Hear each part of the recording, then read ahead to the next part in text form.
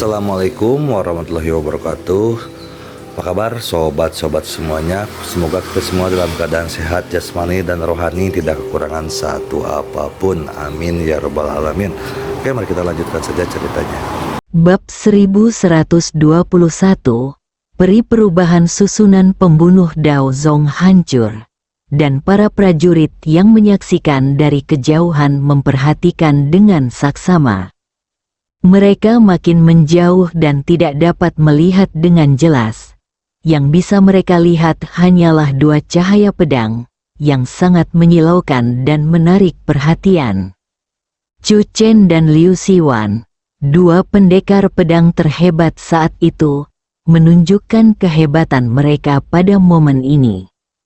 Kekuatan sihir 100 bunga yang dikendalikan Liu Ruyan menyebar dan hampir menutupi seluruh alun-alun istana Taihe. Song Yan juga semakin merasakan kekuatan belati misterius yang diperolehnya dari gua bawah laut. Bila dipadukan dengan kekuatan sihir 100 perubahannya, sulit untuk bertahan dan daya mematikannya menjadi semakin kuat. Kerjasama antara kedua wanita itu menjadi semakin diam-diam dengan pertempuran ini. Sekte Ilahi Liu He yang dipimpin oleh Pukong juga mencoba yang terbaik saat ini. Pada titik pertempuran ini, tidak ada pihak yang punya cara untuk mundur. Pada saat itu, tiba-tiba terdengar suara seruling yang merdu, seakan-akan datang bersama angin. Para prajurit yang menonton dari kejauhan tercengang. Seseorang berkata, pertempuran yang menentukan punya BGM-nya sendiri. Suara seruling itu datang tiba-tiba. Sebuah lagu, Requiem. Senyum muncul di wajah Chu Chen. Suster Yun ada di sini. Pedang di tangan Chu Chen menjadi lebih tajam. Kekuatan musikal Nangong Jun tiba-tiba muncul. Bagi Chu Chen dan lainnya, lagu ini memiliki efek menyegarkan pikiran, mengaduk darah, dan meningkatkan momentum. Namun bagi Pukong dan yang lainnya, lagu ini bagai bilah pisau tak kasat mata yang menembus benak mereka, membentuk serangan dahsyat dan menghipnotis jiwa mereka. Yang satu untung, yang lain rugi. Chu Chen juga menyadarinya. Kakak Yun hanyalah dewa penolong. Chu Chen mengayunkan pedang di satu tangan dan menunjukkan sihir penakluk naga dengan tangan lainnya. Sasarannya adalah Zhou Xinheng yang berada di dekatnya. Mata Zhou Xinheng membelalak dan dia berusaha sekuat tenaga menghalanginya. Tetapi kali ini, di bawah gerak maju Chu Chen yang kuat, dalam 5 gerakan, Zhou Xinheng terlempar keluar dengan tubuh berlumuran darah. Dorong ke depan sepenuhnya, tanpa dukungan formasi pembunuh Sekte Dao, pihak Chu Chen hanya perlu mengorbankan seekor binatang malaikat untuk mengalahkan Sekte Ilahi Liu He tanpa perlawanan apapun. Sekte Ilahi Liu He, dengan 18 wilayah kekuatan magis, telah kehilangan lebih dari setengahnya dalam sekejap mata. Ledakan Xiao Tianyi juga terpental, menyemburkan darah dari mulutnya, Pukong Tianzun. Mereka tidak berdaya untuk melawan, harapan terakhir jatuh pada Pukong Tianzun. Lagi pula, 2000 tahun yang lalu, Pukong Tianzun adalah murid langsung dari Guru Tao. Jika dia tetap tinggal dan menerima tugas penting itu, dia pasti akan memiliki jurus pamungkas Dao Zong di tangannya. Pada saat ini, Pukong Tianzun juga mundur lagi dan lagi, matanya selalu tertuju pada Liu Siwan. Dengan alasan yang sama, menurut pendapat Pukong Tianzun, Liu Siwan pasti memiliki senjata sihir kuat yang ditinggalkan oleh Sekte Pedang Abadi Susan pada dirinya. Namun, dalam situasi saat ini, Liu Siwan jelas tidak membutuhkannya. Pukong Tianzun tiba-tiba menggertakkan giginya, mengayunkan kocokannya lagi, dan 3.000 rambutnya yang hitam pekat dan tak tertembus, tiba-tiba berubah seperti laser, dan tubuhnya pun mundur. Beberapa orang dari sekte ilahi Liu He mengikuti dari belakang. Lonceng perunggu kuno muncul di telapak tangan Pukong Tianzun. Lonceng itu terbang dan mengembang dalam sekejap, menutupi langit dan matahari. Melihat ini, Liu Siwan mencibir dan berkata, "Apakah kamu terburu-buru untuk mengantarku sampai akhir?" Meskipun dia tidak menghormati lonceng perunggu kuno saat berbicara, pedang abadi di tangan Liu Siwan sama sekali tidak membencinya dan memotongnya dengan sekuat tenaga. Kapan terdengar suara ledakan keras, lonceng perunggu kuno itu mengeluarkan suara nyaring, dan gaya hentakan yang kuat menjatuhkan Liu Siwan. Chu Chen dan yang lainnya juga memusatkan perhatian pada lonceng perunggu kuno ini. Di kejauhan, Pukong Tianzun mengendalikan lonceng perunggu kuno dan terbang langsung menuju Chu Chen. Tidak ada seorang pun dengan kekuatan sihir apapun yang dapat menahan dampak lonceng perunggu kuno ini. Pukong mengangkat tangannya, dan lonceng perunggu kuno itu berputar dengan kecepatan tinggi, menekan ke bawah dengan kuat. Senjata sihir kuno muncul tanpa henti. Chu Chen menyipitkan matanya sedikit. Dia sedikit bingung mengapa bahkan benih api dari 10 sekte kuno utama. Tidak ada senjata sihir kuno yang mereka hasilkan dapat dibandingkan dengan cangkang penghancur langitnya. Tahukah kau, Mitian Bei memiliki kekuatan serangan 3 kali lipat lebih dahsyat dari orang kuat di alam kesengsaraan.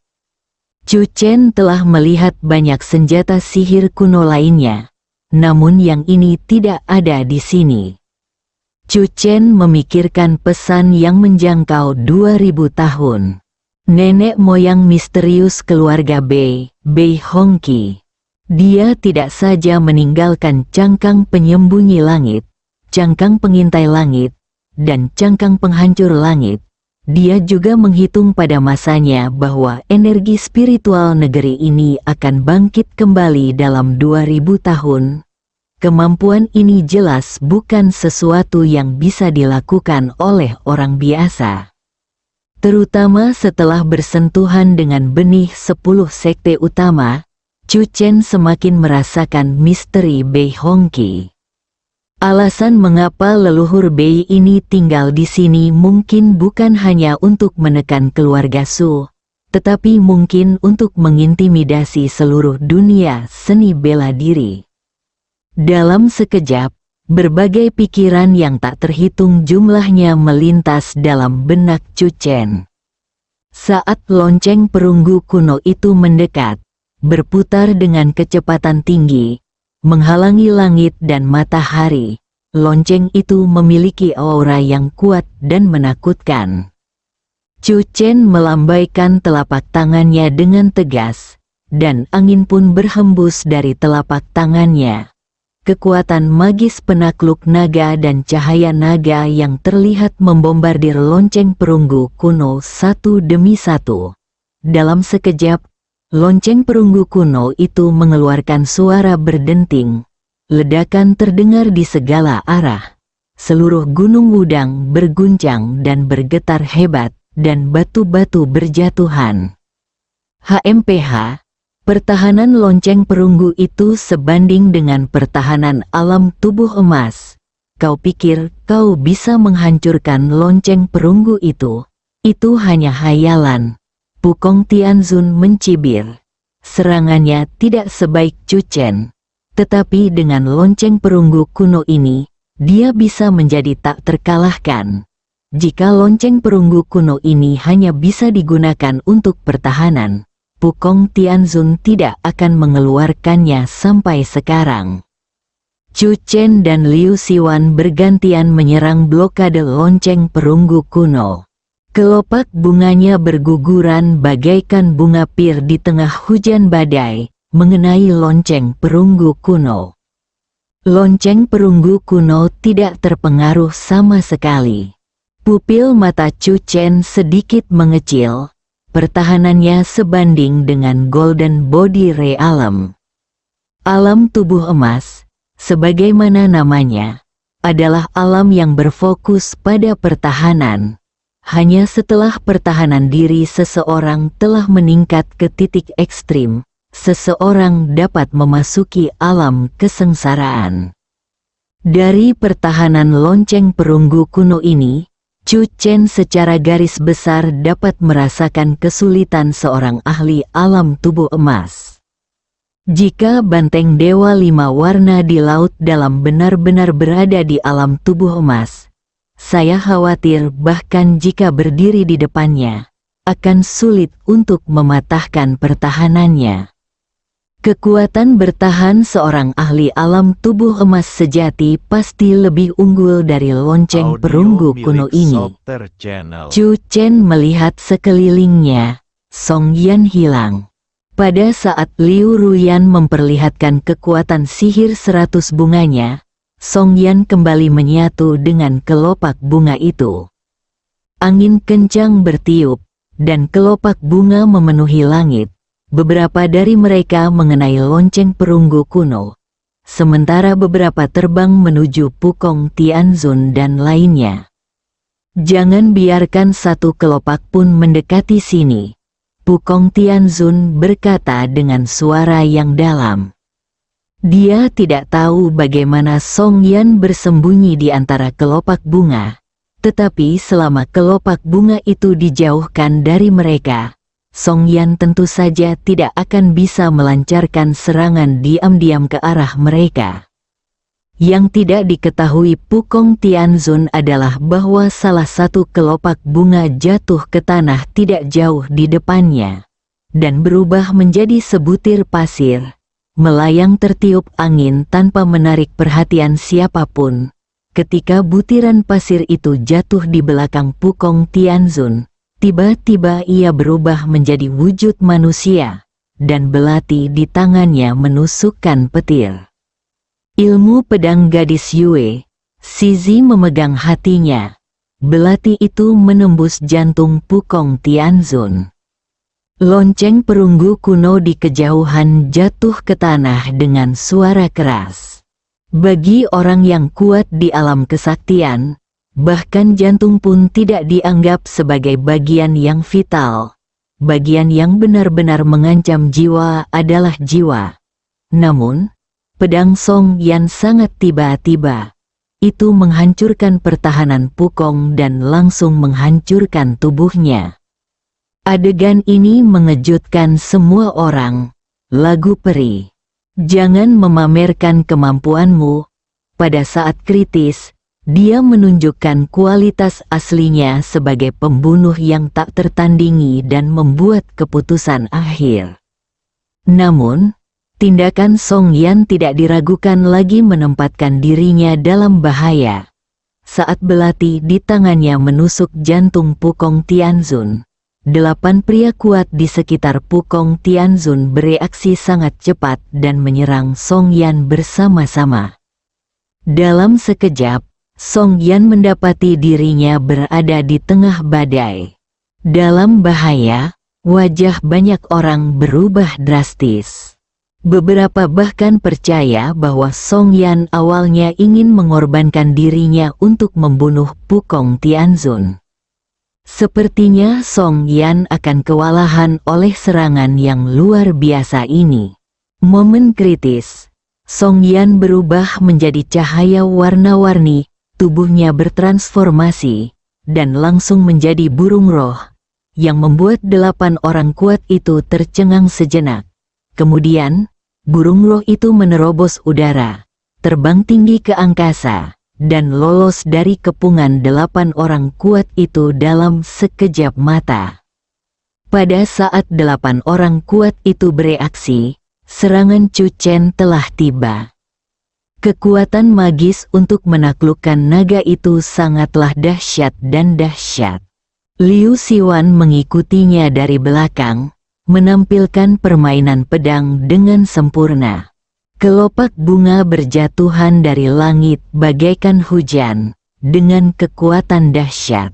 Suara seruling di kejauhan tiba-tiba menjadi mendesak dan cepat, seperti trompet serangan terakhir di medan perang, yang sangat meningkatkan semangat orang-orang. Orang-orang kuat dari sekte ilahi Liu He mengalami kehancuran terakhir. Dengan suara ledakan keras, 4 pria kuat lainnya terjatuh. Ketika tubuh fisik Pukong hancur dan jiwanya terbang keluar dalam kepanikan, ia menjadi cemas dan marah. Dia tidak dapat menahan rasa takut dan amarah di hatinya. Dia meraung dan mengendalikan lonceng perunggu kuno agar berputar dan terbang. Suara mendesing, dalam sekejap, jiwa itu memasuki lonceng perunggu kuno.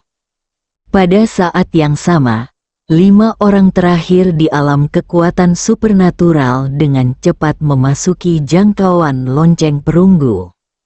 Liu Siwan hendak membunuh dengan pedang di tangan, tetapi dihentikan oleh Chu Chen. Ledakan, lonceng perunggu kuno itu jatuh dengan keras di sisi puncak emas Wudang, menimbulkan suara yang berat dan memekakkan telinga. Asap dan debu mengepul. Dengan jatuhnya lonceng perunggu kuno ini, pertempuran hari ini di Gunung Wudang juga berakhir. Yang menakjubkan adalah ketika di udara, burung roh itu melebarkan sayapnya dan terbang turun, sambil memancarkan cahaya bagaikan pecahan langit berbintang. Ketika cahaya memudar, Song Yan muncul di depan semua orang lagi. Ya ampun, apa kekuatan sihir peri Song? Dia benar-benar bisa berubah menjadi burung? Akhirnya aku tahu bagaimana dia bersembunyi di antara kelopak bunga. Dia berubah menjadi kelopak bunga. Sungguh menakjubkan. Jika Dewa Perang Liu adalah peri bunga, maka peri Song adalah peri perubahan. Pada saat ini, banyak sekali orang yang terkesan dengan kekuatan sihir Song Yan yang ajaib dan serba bisa, dan berseru tak percaya. Lalu, pandangannya perlahan tertuju pada lonceng perunggu kuno. Sekte ilahi Liu He, wilayah dengan 18 kekuatan magis. Setelah pertempuran ini, hanya tersisa 5 orang di alam kekuatan supernatural dan jiwa Pukong Tianzun. Mereka bersembunyi di lonceng perunggu kuno, dan jiwa sisanya semuanya hancur. Bab 1122 Keluarga Abadi Pertama Tiongkok. Mata semua orang terfokus pada lonceng perunggu kuno. Lonceng setinggi 5 meter itu jatuh ke tanah, seolah-olah telah berakar dan tidak bergerak. Tiba-tiba, batu-batu besar dari segala arah menghantam lonceng perunggu kuno itu, dan suara benturannya menggetarkan gendang telinga. Chu Chen menggunakan teknik telekinetik untuk memukul lonceng itu terus-menerus, tetapi ia tidak mampu menembus pertahanan lonceng perunggu kuno itu. Pengecut, Liu Siwan melompat dan berdiri di atas lonceng perunggu kuno. Dia memukul lonceng itu dengan pedang di tangannya dan berteriak, "Pencuri Pukong, keluarlah!" Di dalam lonceng perunggu kuno, beberapa prajurit di alam kekuatan supernatural semuanya terluka dengan tingkat keparahan yang berbeda-beda. Tentu saja, tidak ada satupun di antara mereka yang lebih menderita daripada Pukong, yang bahkan tubuh fisiknya dipenggal. Pada saat ini, hanya jiwanya yang mengambang tenang di dalam lonceng perunggu yang redup, seperti lampu yang menerangi mereka. Pukong Tianzun. Di antara beberapa orang yang tersisa, ada Xiao Tianyi yang terluka parah. Saat itu, saat mendengar teriakan Liu Siwan dari luar, wajah Xiao Tianyi berkedut beberapa kali, matanya dipenuhi ketakutan dan kepanikan. apa yang harus kita lakukan sekarang? Sekte Ilahi Liu He didirikan dengan kekuatan dan kekuasaan yang besar. Akan tetapi, bahkan sebelum upacara pendiriannya dimulai, ia mendapat peringatan. Raja era baru di luar seakan memberitahu mereka dengan tindakan praktis bahwa betapapun mulia dan berkuasanya sekte mereka 2000 tahun lalu, dan betapapun kuatnya kekuasaan mereka, di era baru, mereka harus bersikap rendah hati. Pukong juga marah. Dia awalnya bermaksud untuk tetap bersikap rendah hati dan bersembunyi di istana Wudang Taihe, menunggu munculnya kekuatan magis Yin Yang. Karena kemunculan Xiao Tianyi, maka dia bergabung dengannya untuk mendirikan Sekte Ilahi Liu He. Akibatnya, Sekte Ilahi Liu He menderita bencana dahsyat pada hari pertama berdirinya. Aku seharusnya tidak mendengarkan desakan Xiao Tianyi. Ini semua salahmu, Pukong Tianzun berteriak dengan marah. Xiao Tianyi dan yang lainnya tercengang, namun mereka tidak berani membantah. Lagi pula, merekalah yang mengusulkan aliansi 6 sekte. Namun mereka tidak menyangka bahwa meskipun memiliki kekuatan sebesar itu, mereka akan dipaksa masuk ke dalam situasi yang putus asa. Setelah beberapa lama, Pukong Tianzun berbicara dengan suara yang dalam. Jangan khawatir, ini adalah kondisi pertahanan terkuat dari lonceng perunggu. Mereka tidak dapat menghancurkannya dengan kekuatan mereka saat ini. Selanjutnya, kita akan menunggu kesempatan di sini. Jika ada kesempatan, kita akan keluar.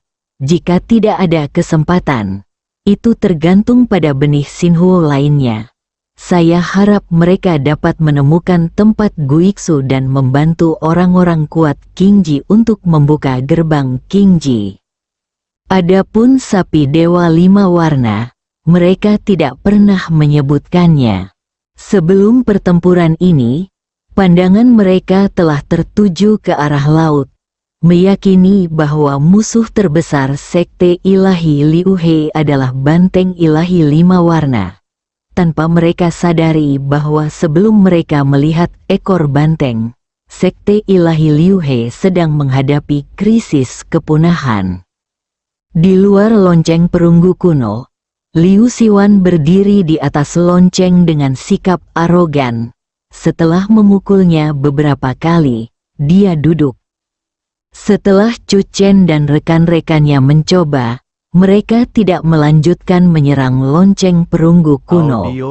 Di kejauhan, Nangong Jun yang mengenakan pakaian seputih salju melayang. Kakak Yun, Song Yan berjalan dan meraih lengan Nangong Yun. Liu Ruyan juga mengambil inisiatif untuk berbicara. Peri Yun. Sebelum energi spiritual dipulihkan, nama Peri Yun sudah terkenal di dunia prajurit. Kedatangan Nangong Jun juga menarik banyak perhatian. Seseorang terkejut dan menyadari, ternyata suara seruling pada saat yang menentukan tadi berasal dari tangan Peri Yun. Peri Yun juga telah memasuki alam kekuatan magis. 3 peri yang sangat cantik, satu dengan segudang kekuatan magis, satu yang dapat membuat bunga mekar dalam sekejap, dan satu yang dapat membuat musik peri. Mereka dan saya mendukung keindahan seluruh dunia prajurit. Pada saat ini, seorang prajurit wanita dengan penampilan biasa mendesah. Tiba-tiba semua orang di sekitar menoleh tanpa berkomentar. Beberapa orang terus mendesah. Yang satu adalah istri Chu Xia, yang satu adalah saudara perempuan Chu Xia, dan yang satu adalah Tuan Chu Xia. Ini hanyalah keluarga peri. Keluarga abadi pertama di Tiongkok, sangat pantas. Saya penasaran apakah nama kelompok keluarga mereka adalah. Lihat keluarga itu, atau keluarga penuh kasih. Kakak Yun, apa kabar guru dan yang lainnya? Chu Chen bertanya. Setelah Nangong Yun dan Chu Chen menghabiskan tahun baru bersama di kota Chan, karena munculnya kolom cahaya misterius, Nangong Yun telah berangkat untuk kembali ke gerbang Jiuxuan sesegera mungkin. Mereka baik-baik saja, makan dengan baik, dan tidur nyenyak setiap hari. Nangong Jun menatap Chu Chen. Xiao Wuyu benar-benar mendengarkanmu. Hal pertama yang dia lakukan setiap pagi saat bangun tidur adalah mengganti buah-buahan segar untuk para guru dan membakar dupa dengan penuh hormat. Ngomong-ngomong, kemarin adalah festival Lentera, dan masing-masing dari 8 guru memiliki semangkuk bola nasi ketan. Chu Chen tidak dapat menahan tawa, lalu tertawa terbahak-bahak. 8 guru tersebut telah sampai pada hari ini. Chu Chen tidak khawatir dengan kondisi 8 tuan. Dibekukan adalah suatu kesempatan. Saat mereka keluar dari es, kekuatan mereka pasti akan meningkat pesat. Oleh karena itu, Chu Chen tentu tidak akan melewatkan kesempatan untuk menggoda dan membalas dendam terhadap ketiga tuan itu. Xiao Wuyu sangat berperilaku baik. Chu Chen memutuskan bahwa lain kali dia kembali, dia akan memberi hadiah yang baik pada Xiao Wuyu.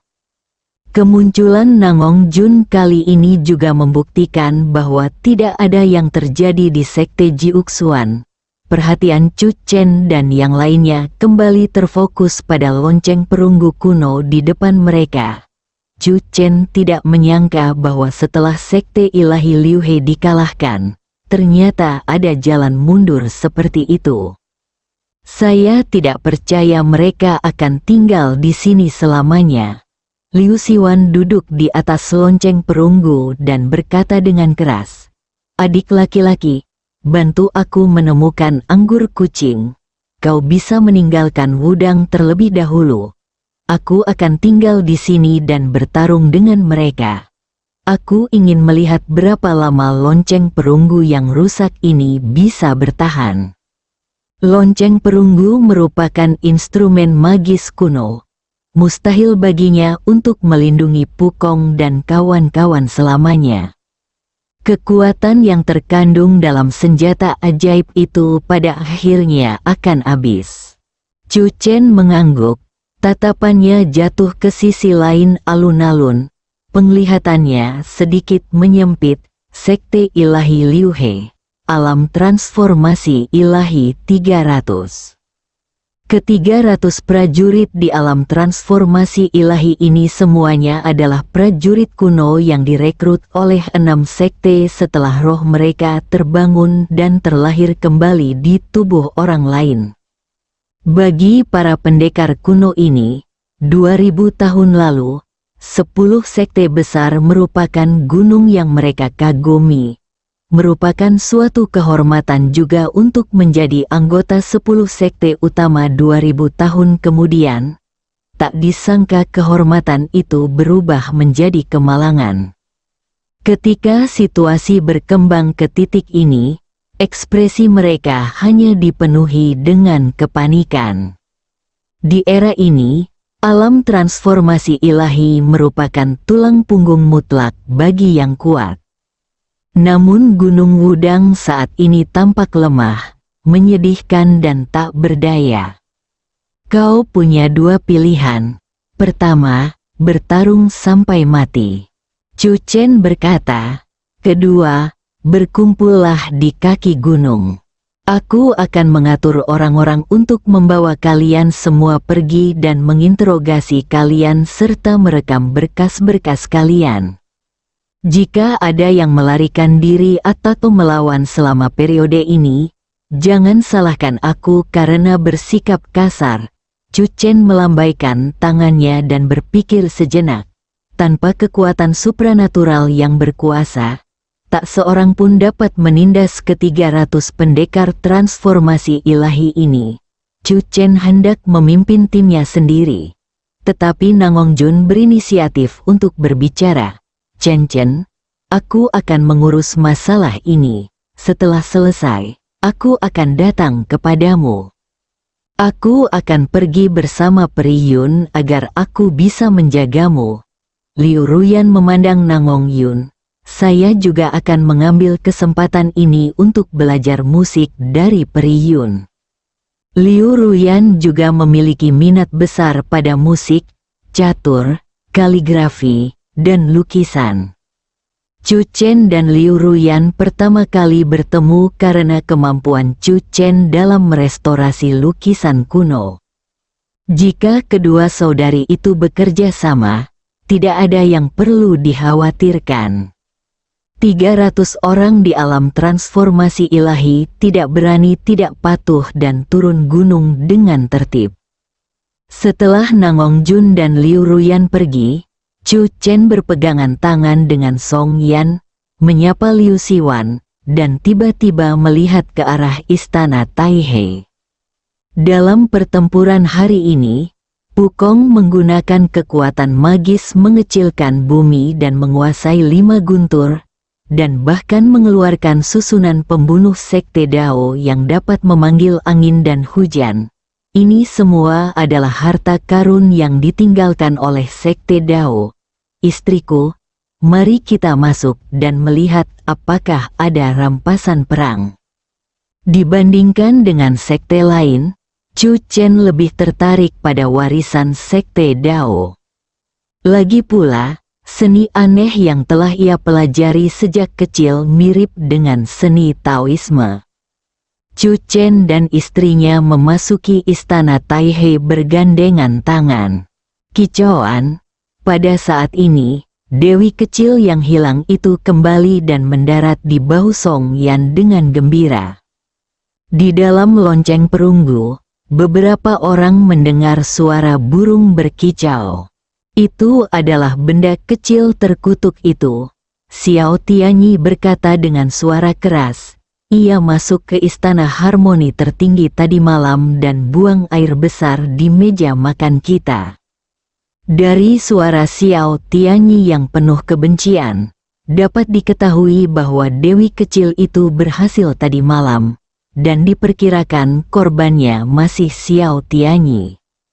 Suara Xiao Tianyi sangat keras. Chu Chen, yang baru saja memasuki istana Taihei, mendengarnya dan tidak bisa menahan diri untuk tidak melirik dewi kecil itu. Burung kecil bodoh ini kembali pagi ini dengan ekspresi yang sangat membuatku takut. Aku tak pernah menyangka ia akan berlari dan bertingkah liar di hadapan sekelompok pria kuat dengan kekuatan gaib tadi malam. Fakta bahwa ia mampu kembali hidup-hidup menunjukkan bahwa burung kecil bodoh ini memang mempunyai beberapa kemampuan. Burung kecil bodoh, kau datang ke sini tadi malam. Apa kau tahu di mana ada hal-hal baik? Chu Chen bertanya. Wudang dikenal sebagai gunung peri nomor 1 di dunia. Lebih dari 2000 tahun lalu, tempat ini merupakan pusat sekte Tao. Chu Chen tidak percaya bahwa tidak ada harta karun di tempat seperti ini. Akan tetapi, kalaupun ada, pasti ada kesempatan untuk mendapatkan harta karun itu. Yang tidak diduga Chu Chen adalah kali ini, burung kecil bodoh itu benar-benar terbang sendiri dan terbang menuju istana Taihei. Mata Chu Chen berbinar, dan dia segera memegang tangan Song Yan. Istri, masuklah. Bersambung.